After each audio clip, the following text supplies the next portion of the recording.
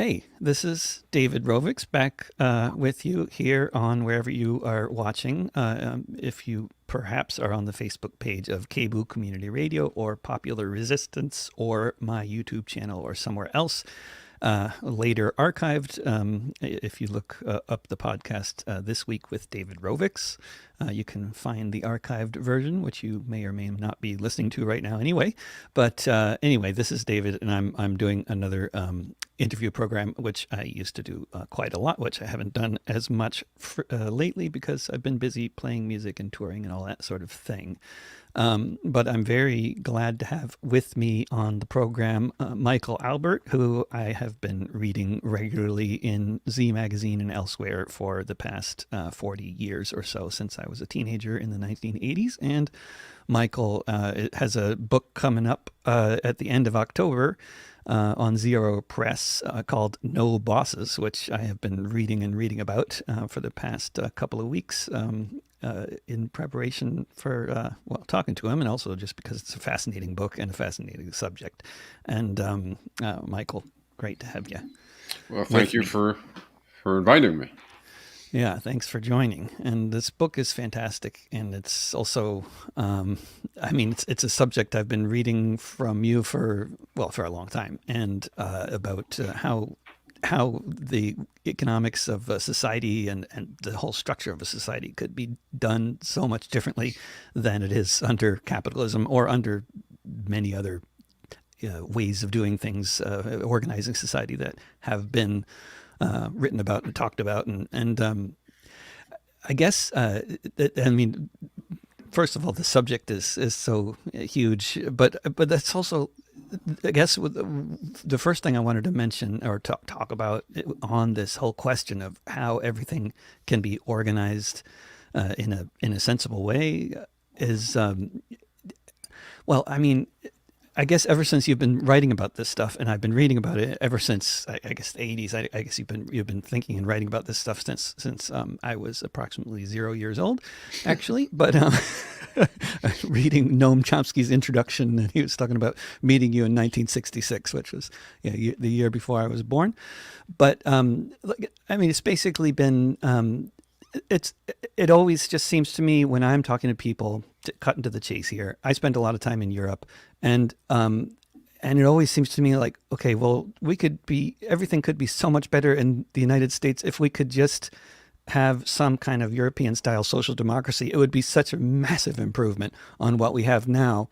And the kind of things you're writing about, of course, is going way beyond that. And I guess this isn't so much a question as just like, I guess the question is, where did you how did you figure that this is really the thing to be focusing on for the past 50 years or so, how society could be structured differently, how economics could be done differently, and trying to tackle this issue that, as Yanis Varoufakis also says in his introduction to your book, is one that Marx avoided trying to address in his day, and so many others have avoided. Yeah, well, for me and the person who I worked with at the beginning of the process, which was Robin Hennell, um, it all started really in the '60s.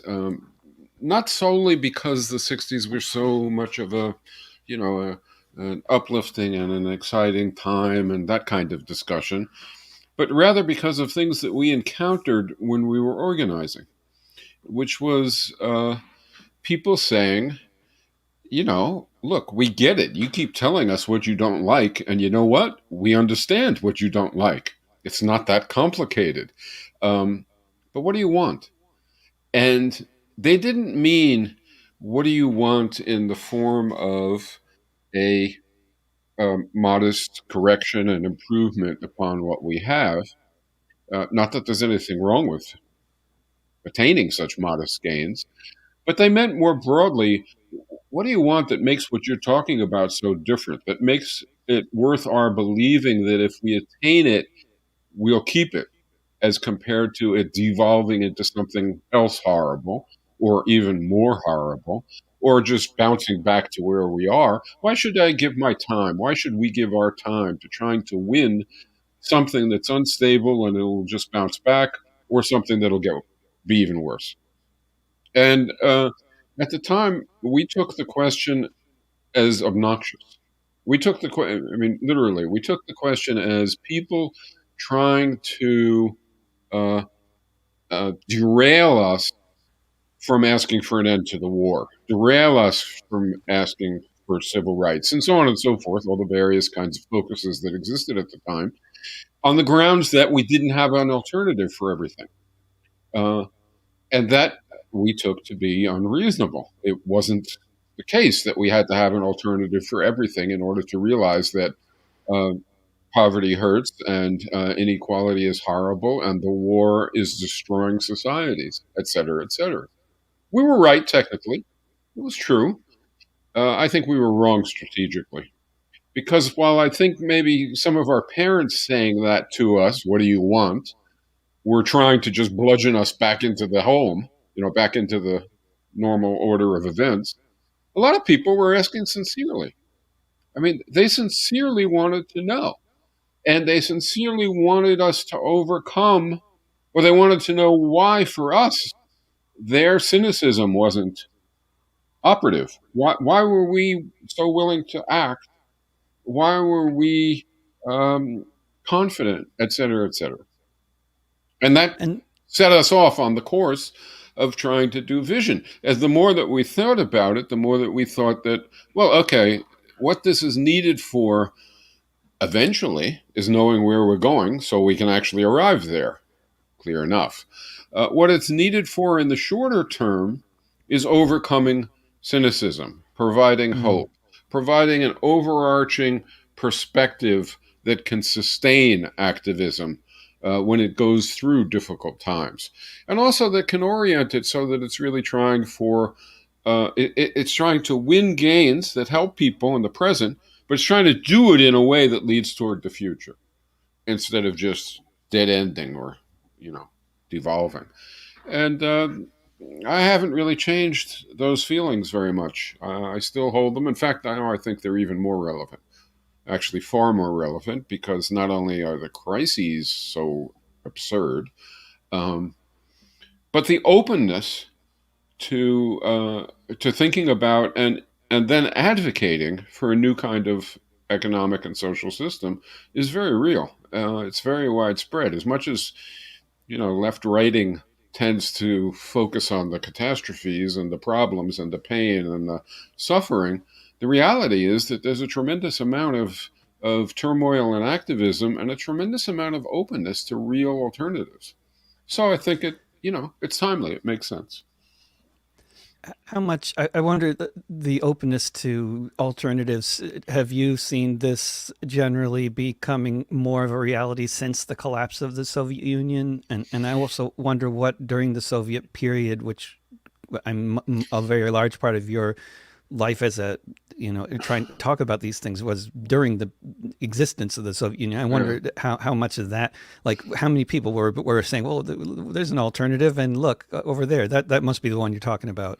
Well, maybe some people would say that, but of course it wasn't the case, and it had the exact opposite effect, at least in the United States. The Soviet Union called itself socialist, and the United States called the Soviet Union socialist, and they had diametrically opposite reasons. The Soviet Union wanted to gain the credibility that the word socialism lent to what they were doing. The United States wanted to discredit the possibility of socialism or the idea of socialism by pointing to the same thing, what the Soviet Union was doing. And, I suppose there was an element of logic for both sides. But, for me, it was never a vision of what we should want. We can talk about that if you want to, but it wasn't. But the decline of the Soviet model, the fall of what was called Soviet socialism or 20th century socialism, whatever you want to call it, no, it didn't lead to a surge in openness to vision. It, I don't think so. I think for some people, it cemented the idea that you shouldn't mess with vision, that you shouldn't mess with trying for a new system because the new system in with the out with the old boss, in with the new boss. Um, from the Who. Yeah, I mean that was a large sentiment. In fact, there were people from Eastern Europe who I would interact with who felt that incredibly strongly. Right? Yeah. They felt they would read participatory economics and they would say, look, it sounds pretty good, but it's just going to devolve into Stalinism. That's Hmm. we know that's what happens. And it took me a while to get past that with a lot of people, because I do think it's wrong. And so, no, I don't think that was spurred it. I'm not entirely sure. When I was a kid, we turned left, I think, because, and now I'm talking about people like me, which was white, young people, students, etc., different for different constituencies. Um, we turned left, I think, because we woke up one day and we discovered that everything we knew was a lie, and we were furious. Um, and we went more or less ballistic, and then the politicization followed quickly. That can't happen again because nobody believes any of it anymore. Right? In other words, it's just completely different now. It isn't the case that if you encounter, or at least not in my experience, if you encounter, a 20-year-old student, or you encounter a 40 or 50-year-old working person, and you plumb the depths of their feelings, that they actually believe that doctors do nothing but help people, that hospitals are there not to make profits but to help people, that the government is to serve the population and protect freedom and blah blah blah. Yeah, but in 1965, we believed that shit. And so when the mask came off because of the civil rights movement, because of the Vietnam War, we were just furious. Uh, and thus emerged one set of movements. But the interesting thing is that nowadays, I think, when people are moving left, they're moving left not so much because they are angry at a lie. And if you think about it, okay, the solution to that is to fulfill the lying. It's to remove the bad guys, remove the liars, remove the et cetera. Now people, to the extent that they become sort of left open or open to the left, it's more they're critical of everything. Something gave them hope. And sort of let them open their hearts and their minds to the possibility of change rather than holding themselves in a sort of a cynical, uh, I don't want to look at this stuff. I don't bother me with this stuff because it hurts too much and I know there's no place to go. And so along comes Bernie Sanders. And in a sense, a gigantic, literally a gigantic surge, far more important to story than Trump, was the dynamics around Sanders, and I think that's continuing. My own impression is that young people, in particular, at the moment. I mean, I just look at the world and I look at their situation, and I think to myself, what has to be in their heads? I can't prove this, but I think they have to be on a knife edge between depression, despondency, despair, angst, and fury. But Yeah. not fury at a lie, fury at a system, and fury at injustice, and so on and so forth. I actually think there's going to be a gigantic upsurge before very long, but I can't prove that. And it's always this contradiction between so many people understanding in a lot of very deep ways what's wrong and how things could be different in a sane society, and then the big huge question of implementation of getting there. Of course, having the vision is so important, and then the implementation of it just is where I'll just like your imagery in the book about being lost in the desert and trying to get to some fresh water and having no option but to find fresh water somewhere or die. It's not a situation anybody wants to be in, but it's the situation we're in. So Yeah. we have to find some way to implement these solutions. But I guess the partly the optimism that we all could potentially be feeling around this whole question is that so many people already do understand how messed up the situation is and how things could be done differently. And they have daily examples of how that works. Like just as one of the things you mentioned is just an intersection at a traffic in a city and how people negotiate it, and or just family life, or any number of other examples that don't require hierarchy and bosses to make it all work. Yeah, but I'm not sure. I agree with you for sure that people at some level understand. They can't recite chapter and verse. They can't, lay out 37 examples that prove a point or something like that. It's not their place. But people understand that everything is broken. I mean, literally, you can't. I used to have an exchanges with Noam Chomsky about this. Um, and about the sort of the importance of revealing injustice as compared to making a case for a full alternative and strategy. And I wasn't getting anywhere for a while. And then I thought up something that I thought maybe would have a case, which was back at the time when we had this discussion. Um, I pointed out that half the country thought that Bush knocked down the Twin Towers. Hmm. And I said, what are you going to tell people?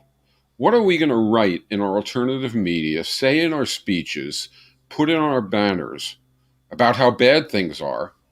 That's worse than that. I mean, how are we going to shock anybody? How are we going to reveal anything? Everybody knows. Everybody know. I mean, look right now. People think that the vaccine is a plot against them. I mean, you can't be more cynical about power, authority, et cetera, than people are. But Right. I'm not so sure that I agree with you about people having a feeling for how much better things can be. Yes, people understand that you can have a higher minimum wage. People understand that you can have better medical care, et cetera, et cetera. But they also have a feeling that when you get those things, you'll lose them Mm-hmm. the next year. So the feeling is, if I want to do something for my family, for the people I care about, even for people throughout my neighborhood, throughout society, I winning these things is so transitory.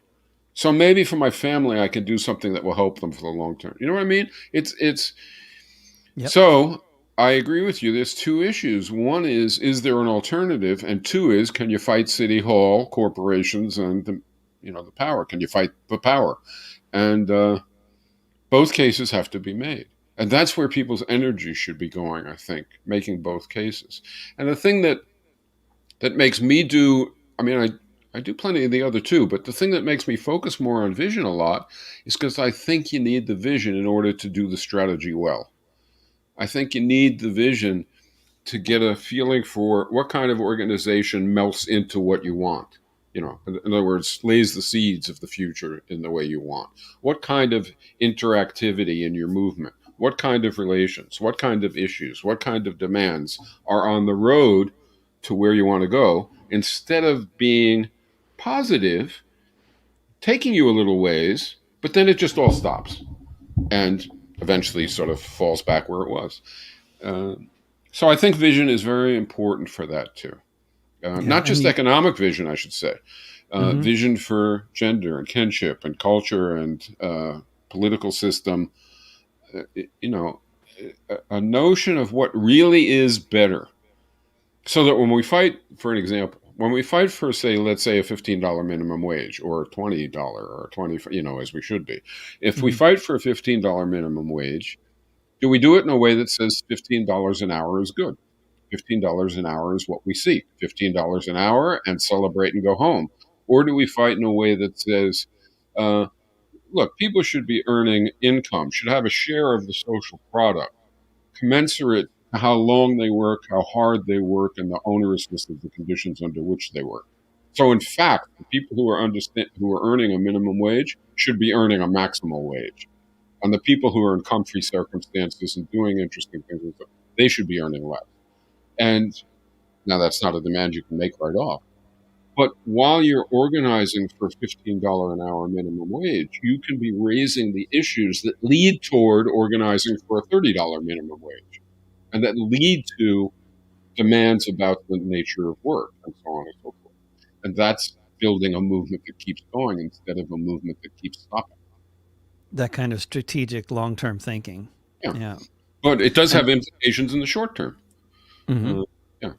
Uh, Your example of scaffolding is when you talk about the scaffolding that you're creating a sort of a scaffolding for a building that's being built, and that's and then even though in the process of creating the scaffolding, I thought it was so interesting that both of the people who wrote introductions to the book had disagreements with you, and they expressed them in their introductions. Which, I mean, I guess I think that just tells us that the whole process of trying to create the scaffolding is inevitably going to be a very one full of all sorts of disagreements, right. and Right. but it's important.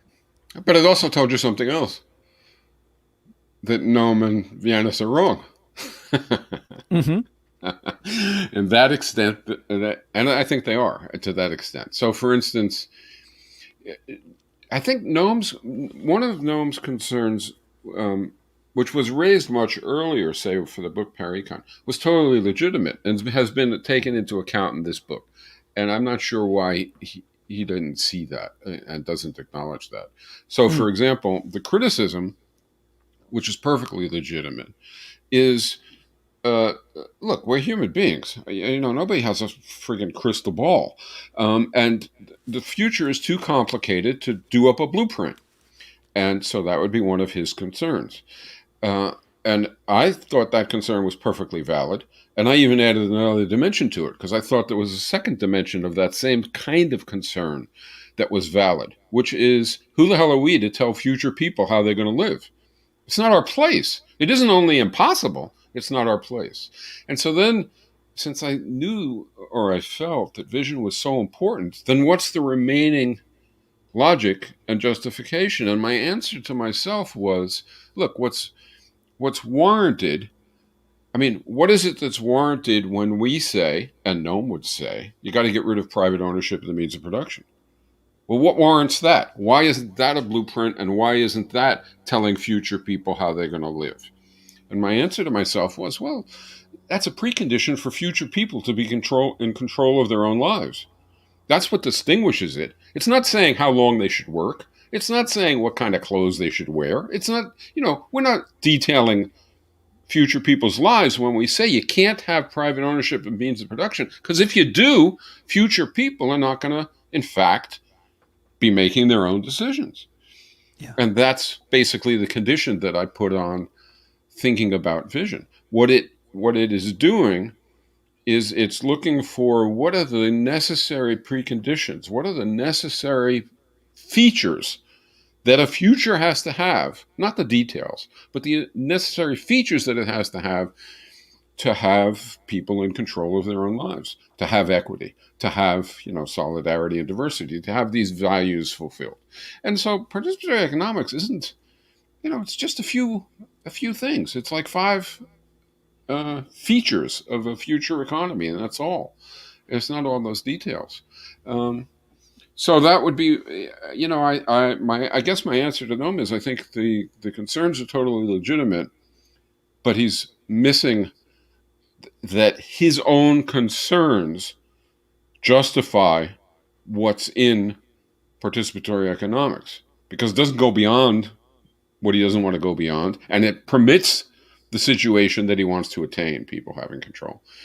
Yanis, I think that's an interesting case. We've Mm. become friends, and we're actually planning to do an extended um, interaction, I suppose you could call it.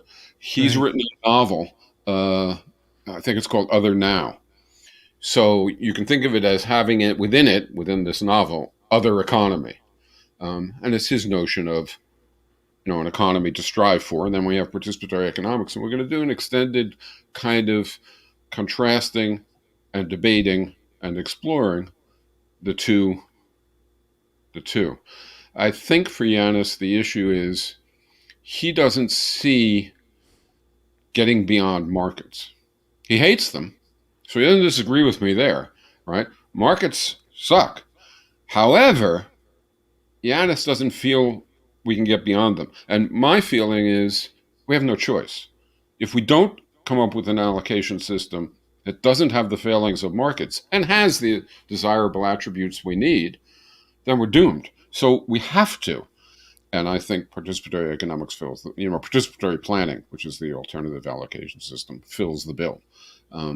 If it doesn't, we have to keep trying. I know that people should all just read the book, but can you talk about that more? Because I think this whole question of, I mean, at least to me, I'm not an economist, but I've been following, macroeconomics for a long time. And I also just have a hard time imagining any large scale system that doesn't involve some kind of like at least market mechanisms, I think it's a fascinating discussion. Right.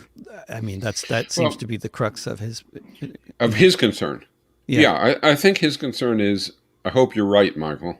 I'm afraid you're not. Oh yeah. Yeah. Right? Right. That's Right. basically the essence. I mean, what his sentiment is. And we'll see if we can get past that one in this next round of interactions. Um, the, the essence of participatory economics is let me just chart an argument and I'll do it. Okay, if we're gonna if we're gonna have people self-managing, if we're gonna have people participating in the decisions that affect their lives, then, well, in a workplace, that means we're going to have a venue where they do that. It's called a workers' council. Um, and we're going to have to understand what a kind of a self-managed decision-making process is. And so we talk about that. And it isn't always one person, one vote, and it isn't consensus. It's basically apportioning influence in proportion to the degree you're affected. Okay, but let's say we have these councils. So we now have workplaces that are run by workers' councils. We've gotten rid of the owner. So there's no longer the owner. It's not just that the owner isn't accruing profits, it's that the owner isn't deciding everything, or the owner's lackeys aren't deciding everything. Rather, the workforce is deciding. Um, okay, that's good. Now, if we look at that and we say, what's the likelihood that the workers are going to, in fact, participate intelligently and confidently in decision making? That's not so obvious, is it? I mean, if we look at the world that we live in, it's not going to happen overnight. It would require a change, not just in prior training, uh, schooling as a kid and so on, but in the circumstances that you endure every day at work.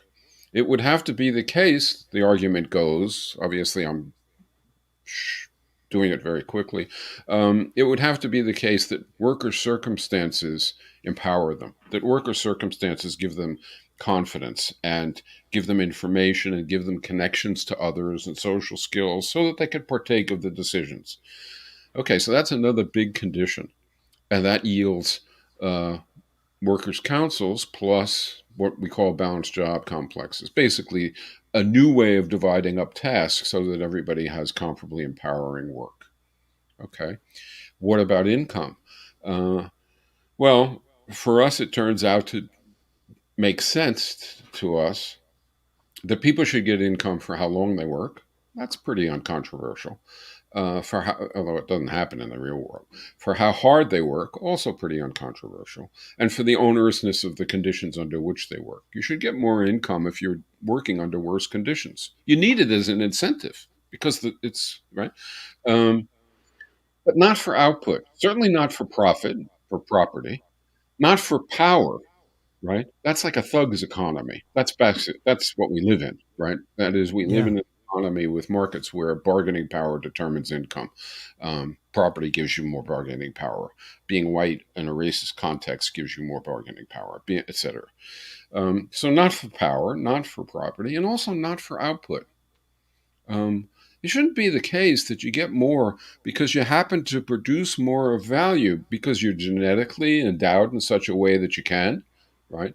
um, or because you have better equipment, or because that shouldn't be it. It should be duration intensity. All right, so now you have all this, and if you tie all those workplaces and together with the consumption neighborhoods, individuals and consumers, with an authoritarian central planning system, everything that you've got, and admittedly it's only a glimpse here, but everything that you've got is destroyed. The characteristics of the central planning are such as to introduce this powerful hierarchy between planners and planners' allies. It's coordinator class, people who are empowered in their circumstances, between them and everybody else, working people. Um, and everything goes to hell in a handcart. But the same thing happens if you have markets. If you have markets, the competitive dynamic and the necessity to accumulate, um, and the necessity to maximize surplus, not profits because they're gone, but surplus so you can compete. All these things diminish what you've attained. They eliminate that equitable remuneration. They eliminate the self-management and so on. And the old division of labor, it reappears also. That's a fascinating discussion. Anyway, so this all leads us to led Revin and I to. This is more or less the, filled out the trajectory of thinking, and it ain't rocket science, right? That leads to, well, okay, we it would be nice if we could just take the off the shelf allocation system, be it central planning or be it markets, but we can't because they annihilate everything else. So then what happens is you start to think about, okay, you've got these workers' councils and you also have consumer councils, individual consumers, and then neighborhood councils and so on. And what do you want? You want production and desires, consumption desires to match up. You want, right? And you want them to be undertaken in light of the social value that they convey, right? And so you need a system that somehow communicates to workers and consumers that, right? What it means to responsibly utilize the technology and the labor and the venues to produce stuff that's socially valuable, and what it means to consume in a way that is, again, consistent with your own well-being. And what we came up with for that was called participatory planning. And it's it's not that it's a mechanism by which at the most abstract level consumer councils and worker councils uh, essentially sort of cooperatively negotiate inputs and outputs using indicators, a kind of prices and budgets. And then you get into details and it gets a little more difficult, but not unduly so. And the net result, our claim is, and this would require, I think, looking at it, thinking about it, our claim is that this form of allocation is consistent with the other features. It's consistent with self-management and equity and solidarity, and it it conveys to the consumers and producers not only fulfilling a dignified work and not only fulfilling and worthy and appropriate income, uh, but also the inclination and the capacity to participate and to be full members of society. If this is true, then participatory economics is a very valuable uh, scaffold, because it's only a few pieces of it, scaffold upon which to build a fuel vision that we fight for.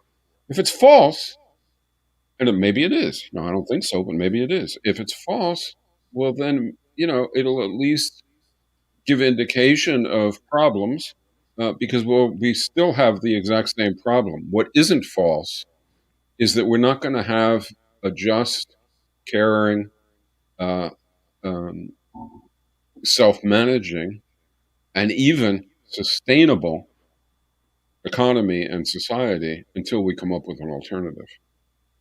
I mean, it's gotten to the point. It used to be, people would talk about uh, the apocalypse. A lot of organizers would try and organize, come to our demonstration or the world's going to end, right? And that's supposed to Hmm. motivate you to come to the demonstration. Um, uh, and it was never true. Uh, Never a good motivator, or the apocalypse hasn't happened it, yet. it That's something. wasn't a Yeah. good motivation, but it was also a lie. Hmm. Regrettably, now it's not a lie anymore, right? I mean, it's a sad reality that we're on a suicide track. Um, and it's still not really a great motivator. Um, Somebody else who's much better at understanding human psychology would have to say why, because it seems like it ought to be. But I think what can be a motivator is not so much the dark end of reality, but the bright possibility, coupled with an understanding that, if I don't get this bright possibility, I'm in the sewer. Um, we'll see. Uh, I ran on a bit. I'm sorry about that. No, that's perfect, wonderful, good extended answer. After doing interviews long enough, I finally have learned to stop interrupting people I'm interviewing so much. Because actually sometimes they have a actual well thought out answer that requires a few minutes.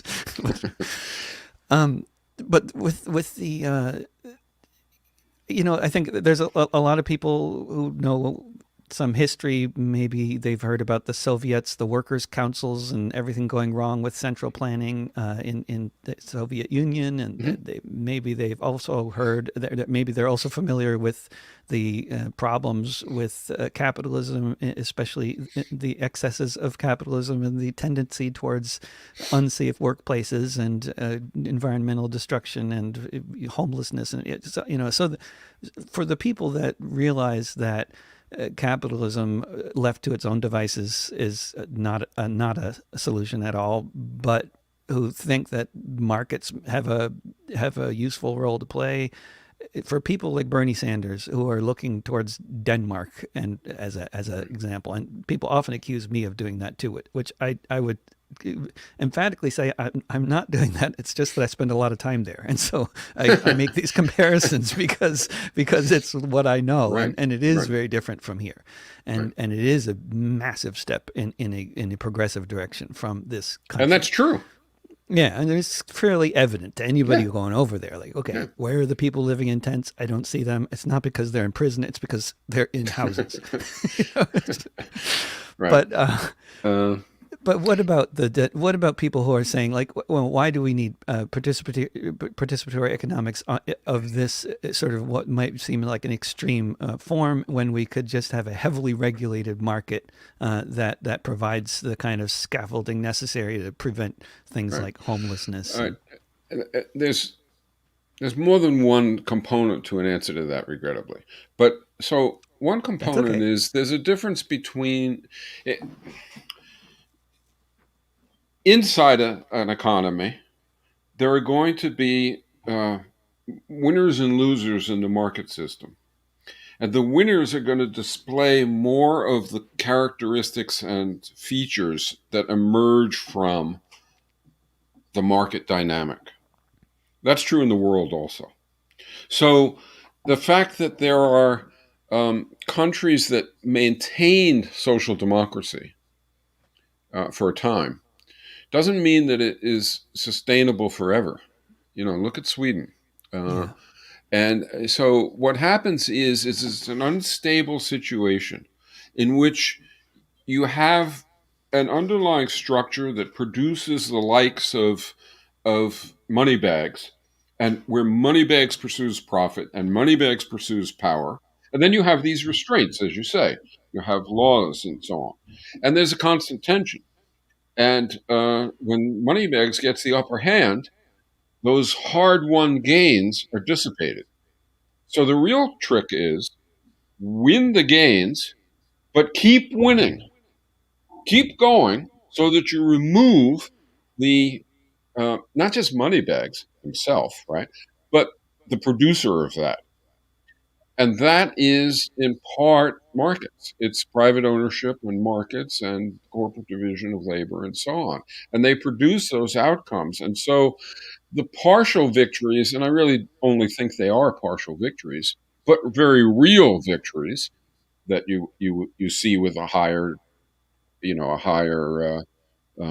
minimum income, and with protections against unemployment, and with real health care, and on and on.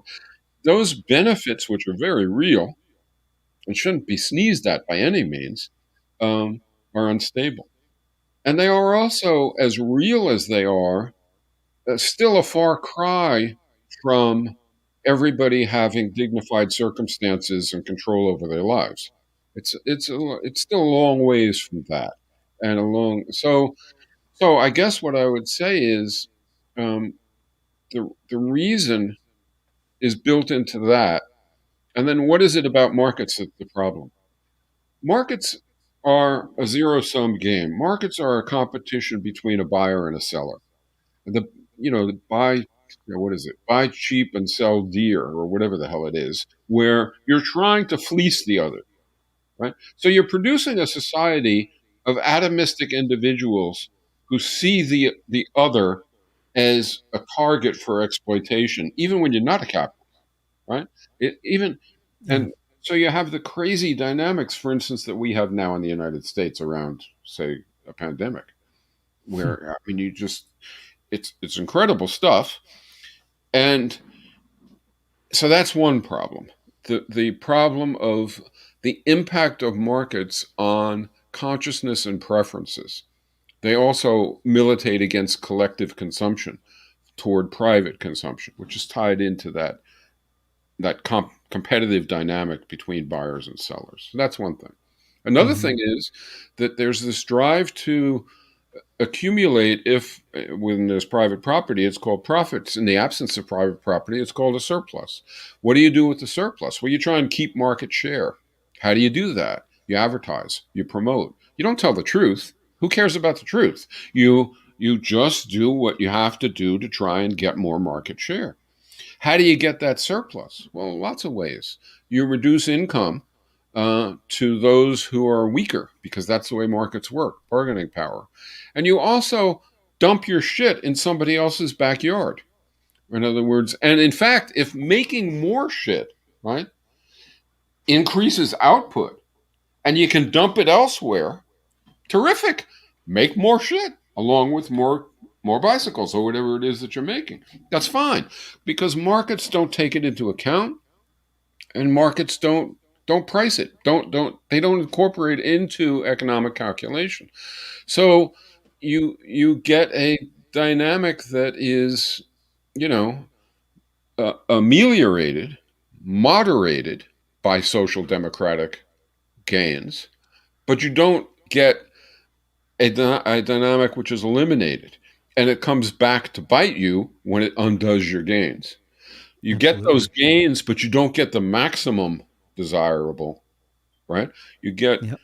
and so I think the ultimate argument, however, is different. The ultimate argument for having in mind, say, participatory economics, or whatever is going to be the economic vision that people share, the ultimate argument for having that in mind is that it gives hope, it gives sustenance to the activist, and it orients our activities so that we still win those social democratic gains, but win them on the path to more rather than to stop and then go backwards. And that to me is the logic. Yeah. I think actually Yanis is agreeing with that. I mean, that's where the Sure. agreement's going to come with Yanis, and then it will come everywhere else too, I think. But and Num already does. So I mean, uh, you make a great, and I mean, just in the past couple of minutes, you make a great, eloquent case for all the problems with markets, and many of the major problems with markets, and how they tend towards bad outcomes and need to be heavily it's regulated in order to have any useful aspects. But then the useful aspects, like, then I mean, to the extent that markets have useful aspects to them, people arguing in favor of markets would be saying that the the the the possible negative aspects to not having them would be overwhelmed by the positive. So I mean, it's possible, right? So those are arguments that you have to make. That's what's in the book, No Bosses, right? Arguments. Of course, you could say, look, oh Michael, you got this thing called participatory planning, and it's got some virtues because it leaves behind certain ills, but it's got these new ills, right? It's got Exactly. these new problems that outweigh, right? But that's what the book's about, Yeah. determining whether or not uh, there even are new ills, much less Right. remotely on the level of what's being undone. Just for an example, markets are supposed to be efficient, right? That's the virtue. The virtue is the real claimed virtue of markets is that they're efficient and that they um, incentivize properly to yield the best use of assets. Right. All right. So let's ask first whether they're efficient. 40% of the food in the United States isn't eaten. The discussion is over. Right now, you can do this for countless things. Are they efficient? They produce n uh, such and such, and also this immense volume of pollution, which has the offsetting effects. Of course, the offsetting effects of the pollution are largely on the weak, and the benefits of the production are for the strong. And so one gets tallied and the other doesn't. Markets look good. Um, uh, it's markets misprice everything. They don't Mm-hmm. misprice a little bit. They misprice everything. Why? Because market prices reflect power, bargaining power. They don't really reflect the worth of the components, of the inputs, of the labor, for example, which is priced as low as you can get it. It's not valued properly.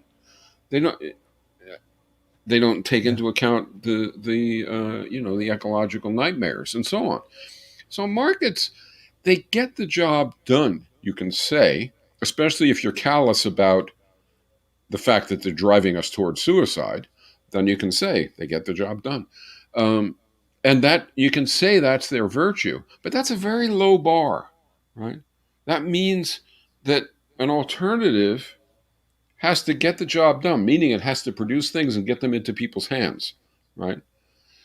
But can it do that consistent with greater equity, consistent with greater solidarity instead of a rat race? Can it do that? The answer is yes, I think. And so that's what we have to demonstrate. That is, make an argument about and provide evidence for, not just claim. Yeah. And there's lots of For evidence as you yeah, document, of yeah, course, on all kinds of different yeah, local and bigger levels around the world, historically and currently, for how this kind of thing how things can be organized without central planning and without markets and yeah. really effectively. Can you talk about some of those examples? Well, we all have one in our families, or hopefully Mm-hmm. we have one in our families. That is to say, in our families, some of them are perverse, but most of them don't say, okay, you decide everything because you're God, and so you decide that everything will go to yourself except whatever sustains everybody else. Okay, central planning. We don't have centrally planned families. We certainly don't have market families in which everybody in the family basically competes with everybody else for everything they can get. I mean, it's insane. We wouldn't even consider it as a possibility, right? It wouldn't cross our minds. Uh, Imagine 1,000 people are shipwrecked on an island, right? And or 10,000 people are shipwrecked on an island, but they're really isolated, and like the TV shows, they're not going to get off anytime soon, so they got to do something. So they hold a big meeting, and Joe gets up and says, I owned such and such pharmaceutical company or such and such auto manufacturer, whatever. I'm a capitalist, and that worked. So let's replicate it here. I'll, along with the 10 others like me and the 1,000 people, we'll own the island and all the resources.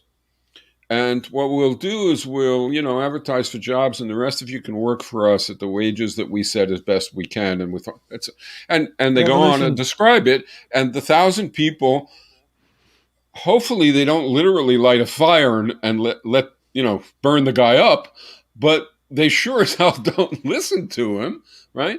It doesn't even, or somebody gets up and says, I was a college professor, or I was a doctor, or I was a lawyer. And, I got some skills, fellas. And I can put together an argument. And so I'm going to run the show. Now that one will have a little more weight, but with a little thought, it's going right down the tubes also, right? It's and these are the kinds of simple-minded, thought experiments that reveal a lot. Mm. Now you still have to show that you can do it. You still have to show that if you don't let moneybags be in charge of the island, and you don't let, you know, quotes, scholar be in charge of the island, coordinator class person, uh, that that you'll get on and that you'll do well and that everything will be okay. Uh, I like to tell this story of, I tell it often, of being in Argentina after the economic, uh, Mm. not Yeah. total collapse, but Yeah. partial Uh, collapse led to literally hundreds of workplaces being taken over by workers. yeah. And in a great many of them, what happened was the owner basically was punting because it wasn't profitable and decided, all right, I got to get out. So they punt.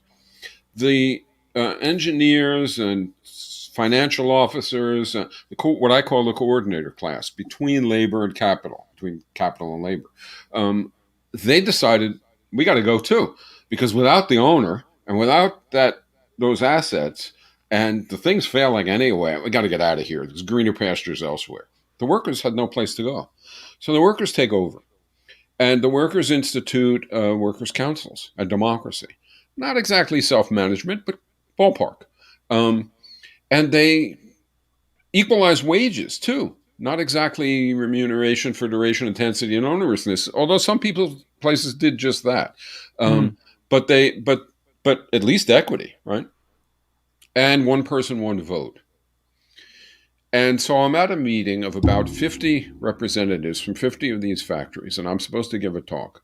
And before I start, I say, let's go around the room a little and hear where people are from and what's up. And it's a very dynamic, people are very elated in some sense. I mean, they're meeting others like themselves from elsewhere in Argentina, and they're getting along and so on. And we start. And after a few people, the mood turns from highly upbeat, really excited, to pretty depressed. And by about, I think it was the seventh person, it's disastrous. And what's happening is that each person is recounting in their own way what the seventh person then put pretty eloquently. The seventh person said, I never thought I would believe this. I never thought I would say anything like this. I can't imagine myself saying anything like this. But maybe Margaret Thatcher was right. Maybe there is no alternative. We took over the workplace. We instituted democracy in our workers' council. We made the wages equitable. And now all the old crap is coming back.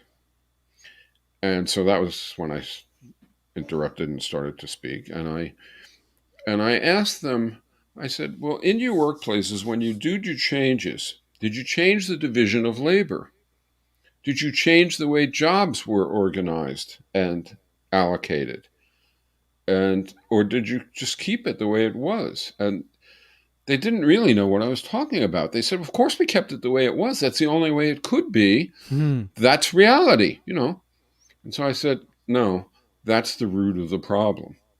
And then we talked about how the way that the thing was designed, right, uh, caused the emergence of a coordinator class. So that even though they all started working class backgrounds, working class experience, working class, mentality and culture and everything else, somebody becomes the financial officer, somebody becomes the manager on a particular line, and so on and so forth, and their views start to change, and their attitudes start to change, and they have to, because to do the job they have to.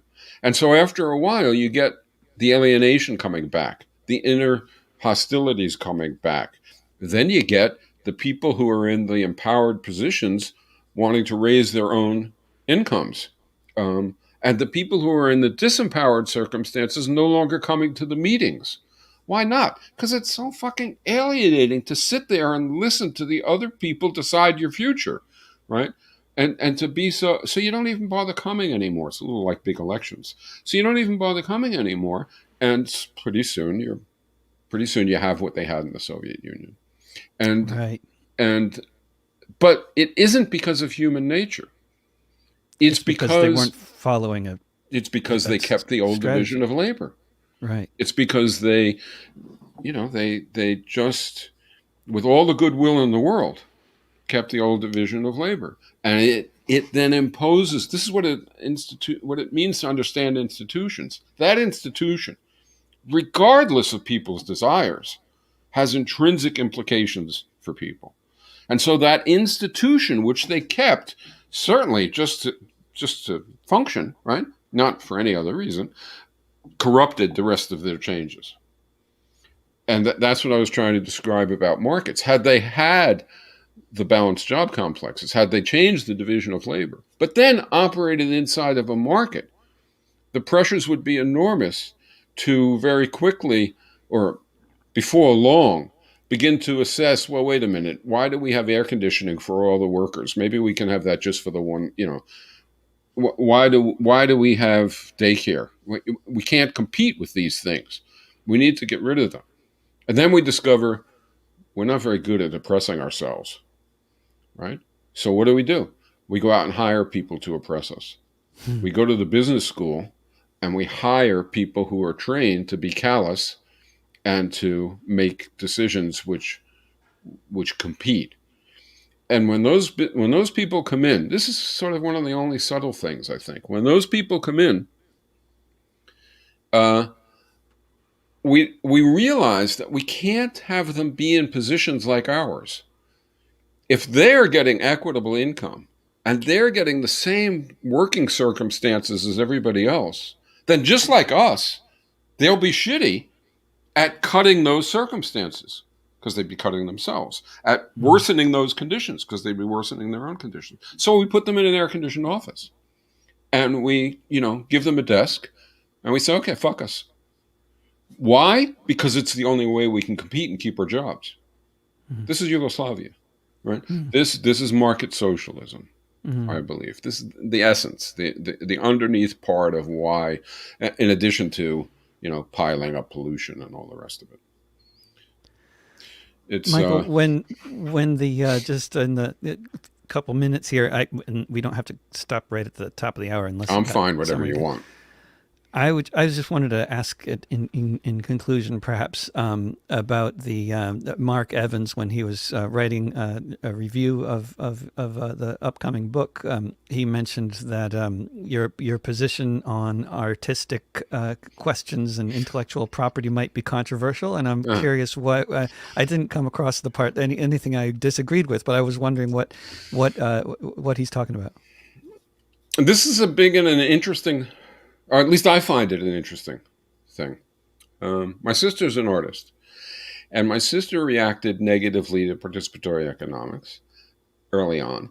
And then, I've had other people react negatively too, who are artists, people who view themselves as creative producers. I suppose you could think of musicians, uh, uh, to a degree, writers, to a degree, um, I don't know what else, but artists, painters, and the notion is, wait a minute, this sounds good for everybody else, but I don't want consumer councils and worker. I want to be in control of my creative potentials and capacities, just me, right? And so the reaction is actually, I think, a sort of a coordinator class reaction, although they don't know it, right? Um, because, of course, there's nothing about this that's saying that you're not in control of your own creative potentials. It's exactly giving you that control of your own creative potentials. But you have to produce stuff that's socially desired to get income for your production. And they don't like that because they say, well, what if nobody likes my art? That doesn't matter. I should still get paid for it. And I say back, in this society, do you still get paid for it? If you do, it's because you convinced moneybags Hmm. to hire you, right? So who do you have to produce? Who do you have to convince in a participatory economy? Well, you have to convince your fellow artists in the workers' council that what you're doing is a worthy contribution to the social production of the community of artists. That should be a lot more appealing to you than trying to, convince um, money bags. Uh, and the discussion goes on. And the same I'm thing just happens about balanced job complex. Some of them will say, "You want me to clean up?" Now, the irony is, of course, that most artists do a lot of the rote work. Maybe Mick Jagger does it. I don't know, but certainly I undoubtedly do. People I'm my who own paint, janitor. right, right. People who paint, do. So it's ironic, but it strikes them as wrong. They're better. And they don't see that that it's no different from a lawyer or a doctor or a scientist or whatever. It's just people who have, empowered circumstances and a better situation and more power defending it. And the artists have this view that it's because they're creative. And the doctor has this view that it's because he went to medical school or something. I mean, it's just the same thing across the board. Wrong. Um, uh, the contribution is highly valuable, but people should not be remunerated for the size of their contribution. A lot of even socialists don't get that, and then I'll say to them, well, let's say that LeBron James earns $50 million this year. Is he overpaid or underpaid? Hmm. And of course, they'll all say to me, "Are you kidding? He's overpaid. He's way overpaid." And I'll say, "Well, no, he's not. By your norm, he's underpaid." LeBron James contributes playing basketball that the population enjoys tremendously. And actually, the valuation of his product is way over the 50 million. But Nike gets some of it, and the TV stations get some of it, and the owner of the team gets some of it because he doesn't have quite enough bargaining power to get it all, and so he gets less. And then they start to think, maybe there's something wrong with remunerating output. Maybe it should be how hard he works, how long he works, and the onerousness of the conditions under which he works. And we should celebrate the output, And clap then for the output. on the reverse end of that spectrum are all the artists and other people involved in cultural stuff who don't survive at it or never Yeah, have yeah. or used to and don't now. And yeah, and then the question of what whose work is of value in a non-market society. There's so many ways to answer that, and Yeah. I mean, actually, I think we're going to do Revolution Z together too, where we, we'll get we into we that we question switch then. roles, and we'll Yeah. get into some of that. And but for your own audience, I have a question for you that I'm going to cheat and ask now. Um, what happened to rock and roll? Right, it's dying. Do you? I'm not up on current music, and this is probably unfair. But you know the Dylan phrase, "You're either being born, or busy dying." Hmm. Have you right? Yeah, I love When I Dylan. listen to contemporary pop music, right, and I listen to, in contrast, rock and roll, right, and I'm not talking about the necessarily the very best, et cetera, et cetera. It seems to me one's busy being born and one's busy dying. There's just something missing. You know what I mean? And I'm wondering if that's fair. And I'm sure your finger is way more on top of, music trends and what's happening and stuff. But that's the feeling I get. Is it Yeah, I fair? think I mean I think it's very fair when you listen to pop radio, but that's more because the that's more because there was an exception to the rule, which was taking place in the music industry, especially in the late '60s and early '70s, Yeah. and that was the exception to the rule. The rule has been a stifling industry that has made sure that very little of any value is created in New York, Nashville, or Los Angeles by this industry. But yeah, the 60s and 70s, or parts of those decades, were an exception to the rule. And it's not that there was, but there was also, of course, tremendous social movement happening at the time, which Yeah, sure. also, there's a lot of reasons why there was a cultural renaissance during that period, and I would not at all argue that there wasn't a cultural renaissance. I think there very much was, but it was very much. It was so big that the industry had to bend to it.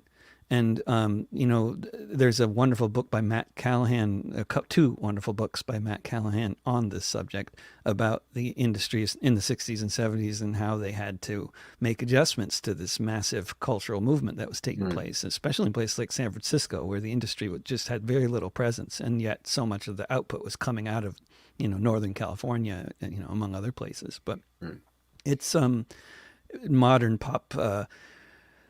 Clear Channel, now called iHeartRadio. These corporations have completely strangled, creative, anything that might be coming out of the industry, and that's been true for over a century. Do you watch reality shows at all? Like, do you watch like American Idol and stuff like that? No, I've seen little bits of American Idol. But I actually watch them, and it's sort of fascinating because not only can you see, you can tell who's going to get squashed. In other words, success in the music industry depends, I'm sure, a lot, probably overwhelmingly, on being able to withstand the pressures and accommodate them in a way that's appreciated above. And you can just tell, which ones are not going to be able to do that. And it doesn't matter how talented they are. So you know that it's depressing. It's depressing, absolutely, and it's absolutely true. At that level, they have to be not only really talented, but also really good at dealing with all those pressures. And although I would say at the most basic level, playing for audiences of 20 or 30 people and whatever, you also have to be not dealing with those kinds of pressures, but you still have to be running a business. You're running a business, and any artist who's making a living at it is running a business to survive. So, if you can't be good, if you're not good at running a business and answering the phone and keeping appointments and showing up early and that kind of thing, you're not going to make a living, no matter how talented you are. Yeah. But you also have to be talented. You got to have both those things going. Yeah. Although there's different kinds of talent. Oh, yeah, absolutely. Some recognized, others not. Yeah. Yeah. Anyway, all right. It's been great talking to you. Looking forward to the next conversation. I appreciate it. I hope it was, constructive for your audience. I think so. And thanks very much for having me on. Thanks so much, Michael. Take care. Okay. And this has been a discussion with Michael Albert, whose new book is coming out at the end of October on Zero Press, called No Bosses, all about how we could be doing everything much differently and better, and perhaps even have human civilization survive, which would be nice. All right, talk to you all again soon. You can find this in podcast form if you look for This Week with David Rovics wherever you get your podcasts. Bye for now.